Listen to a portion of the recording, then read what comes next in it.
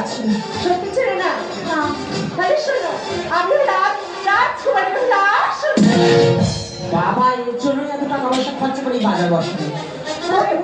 আমার কাছে কেন এসেছিস? দিদি, তোমার হাতে কি? আমার হাতে একটা সোনার পুতুল। দিদি, ওই পুতুলটা আমার দাও। বাবা, কোথাকার কে? দুটো আমরা ভাতে দাও না।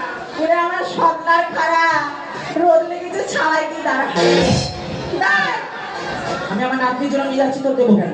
দিদি, আজ থেকে আমি না তোমার নাতনি হলাম। আপনি ঘুরো খায় না কেমন? শোন, পুতুল খুব একটা ভালো নয়।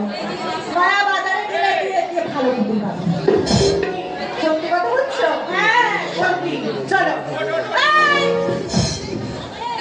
চলো বলে আমি ছুটে চলবো। তোর পয়সা তাহলে কাছ থেকে বিদায় নিয়ে পয়সা করে নিয়ে তাহলে তুমি দিদি নিয়ে যাবে।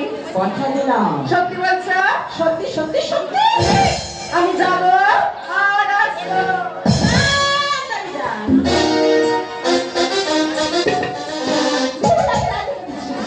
আপনি বসে রইলাম ওদের রাজবাড়ির দালান।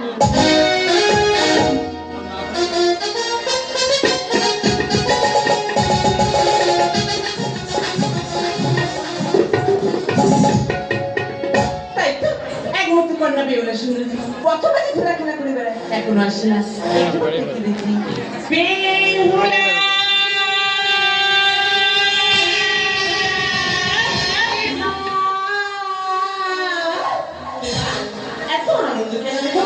আমি যাবো